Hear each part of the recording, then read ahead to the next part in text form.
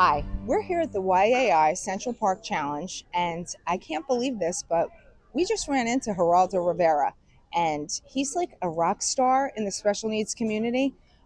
Here's what he had to say. It is such a pleasure to meet you. Thank you. I feel honored to be in your presence I with appreciate it. two sons with autism, profoundly autistic, and I can't believe I'm here with you. And I just want to ask you, um, what's different today, thanks to you?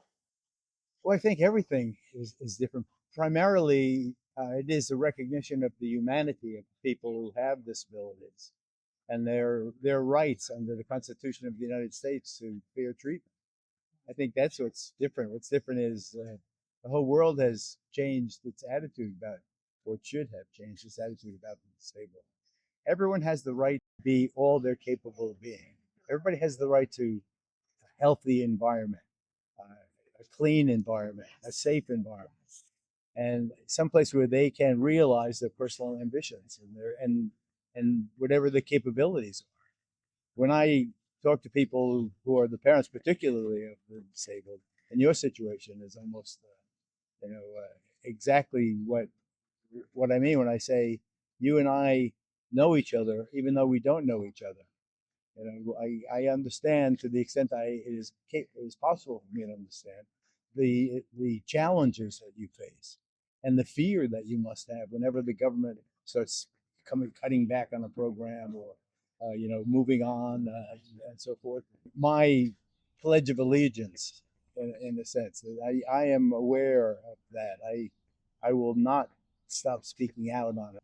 And an event like today, with the Young Adult Institute, I remember coming years ago, and Stevie Wonder ran in the 5K. It was really a great trip. But now getting the people with disabilities out into the open where they can relate, in the concert we did with John Lennon in 1972, relate on a one-to-one basis. That's what needs to happen. Your sons have to be cared for and assisted for their own individual capacity, whatever it is, wherever their heads are at, where they're going, we have to help them.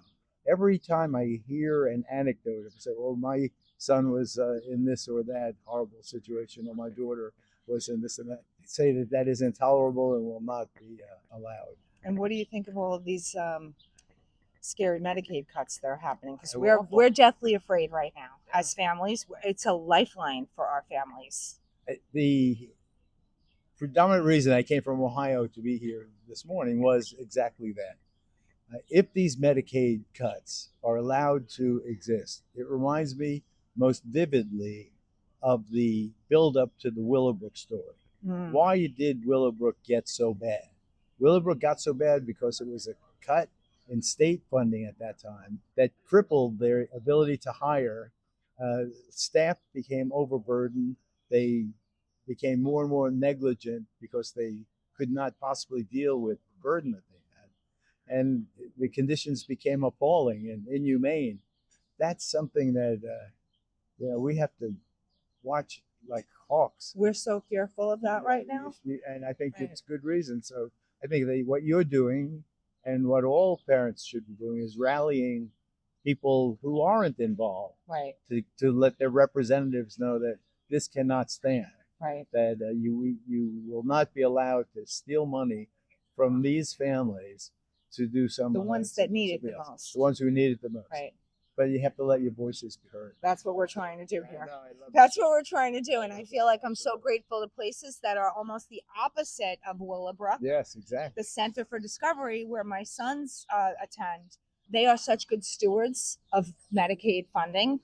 And I just feel like they're an example of these are the people that really need the money. I mean, like, we cannot do a sledgehammer to the Medicaid funding. We need to do surgery and really carefully fix that budget because so many people are going to be affected by it. I agree 100%. So, thank you. Thank you. It was such a pleasure to meet you. I'm so happy that you're here. Thank you. I'm honored. Thank you. Thank you.